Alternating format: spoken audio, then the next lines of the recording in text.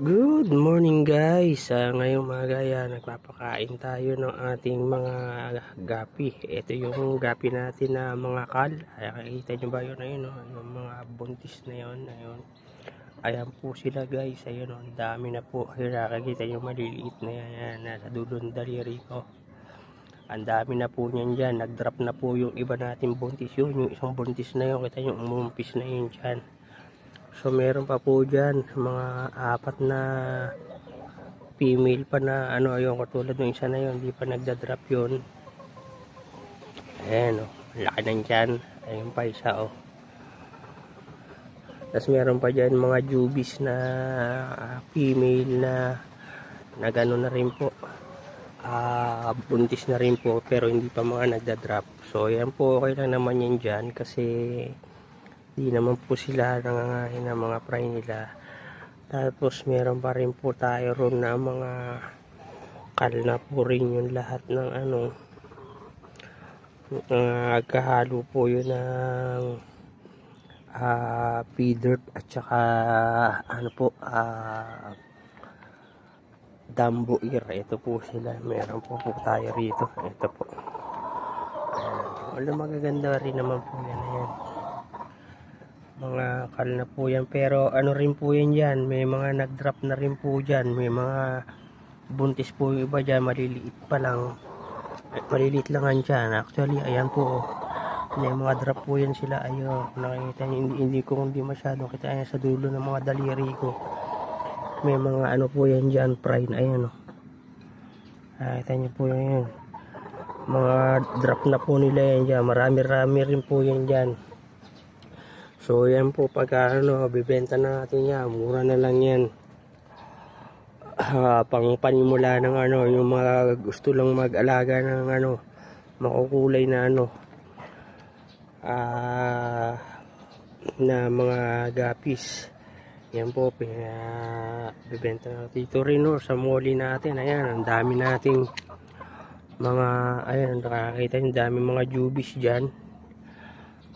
Ano na yan, bali mga magti 3 weeks na yan o 2 weeks mahigit simula nung ano.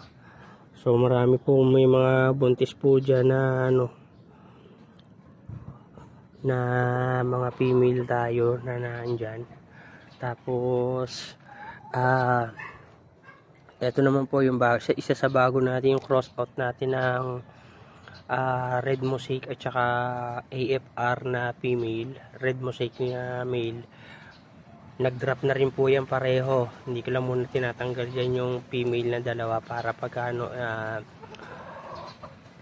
ibabalik natin yan dun sa tatay. Siyempre kasi kailangan natin ano, yung stable na strain na lalabas sa kanila. So antayin pa natin lumaki yung mga pride na naandyan. Tapos ito yung unang batch ko ng nandito, yung cross natin ng Blue Panda at saka AFR. Blue Panda yung male, AFR po yung female yan. So andito po yung mga unang drop nila. So binalik po ulit sila. Ayun po, nilipat ko sila doon. Tapos dinagdagan ko yung dalawang female natin, dinagdagan ko ng isa pang male. Kumuha tayo doon na puro male kasi madaming male masyado doon.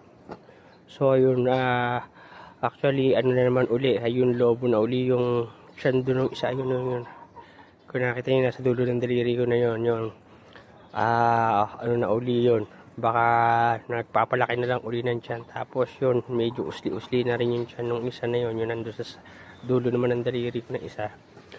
So baka by next month yan, meron na naman tayong abangan doon na crosses ng ano natin, Blue Panda at saka AFR. Tapos ito, ayan, andito na 3 female.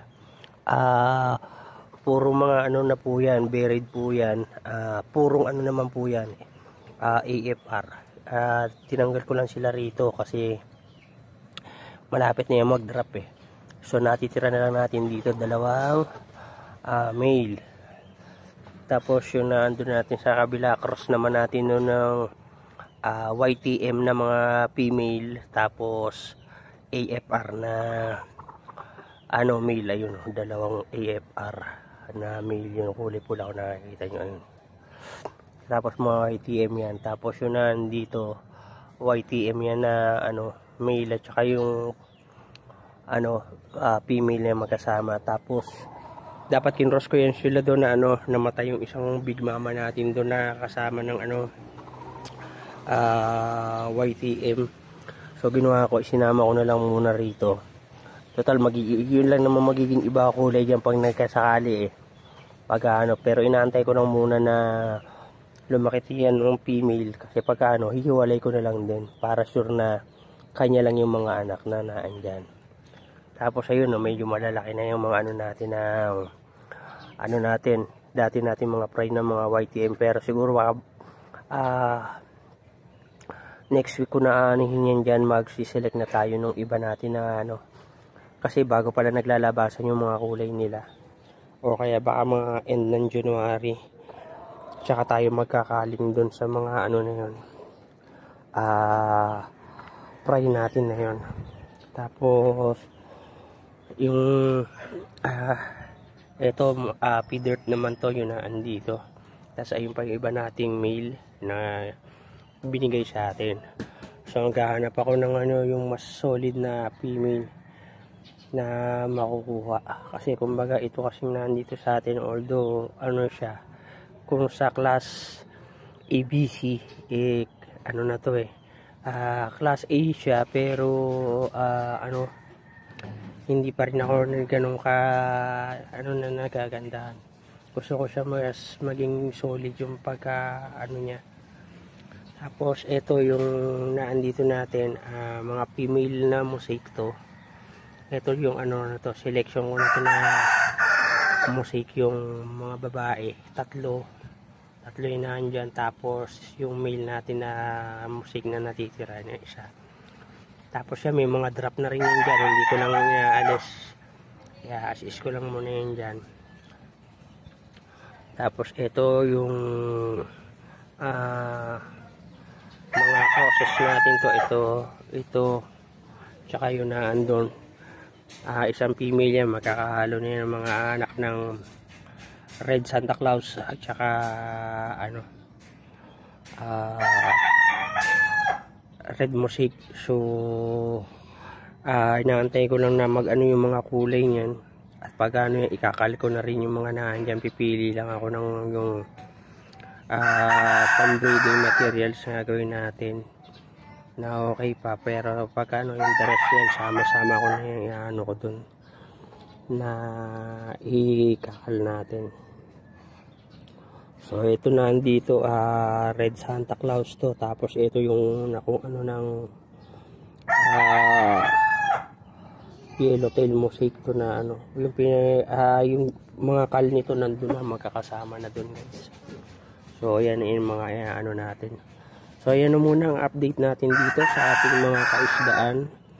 Tapos yun, naantay natin yung dun yung crosses natin na naandun, yung EBM at saka AFR. Tapos na parehas EBM at saka AFR yun. Ang kaibahan lang dito sa kabila, lamang yung lalaki nandito sa gitna, dun sa kabila naman lamang yung babae dun sa kabila. Yung isa kasi tinanggal ko na yung laman dun nga, yung nilipat natin dun yung YTM at saka yung ano, EBM na crosses. So bakante yung isang ano na yun. So pagka ano, lalagay natin yung ibang ano rito. So may bakante ko rito na 1, 2, 3, 4, bali 5 yung bakante ko rito. So baka pagka ano, maglinis ako doon para malagyan ko na ng drainage yun, kailangan ko lagyan ng overflow yun, kasi walang overflow, hindi katulad nito na walang, okay lang sa akin pagka umulan pagka yung kasi lumakas yung ulan na ano, na hindi ko natakluban, problema ko pa. So ayan guys, hanggang dito na lang at tayo magpapakain muna. So maraming salamat sa panonood, thank you for watching, at pagka ano, update ko uli kayo dito sa mga alaga nating isda. God bless po, happy fish keeping.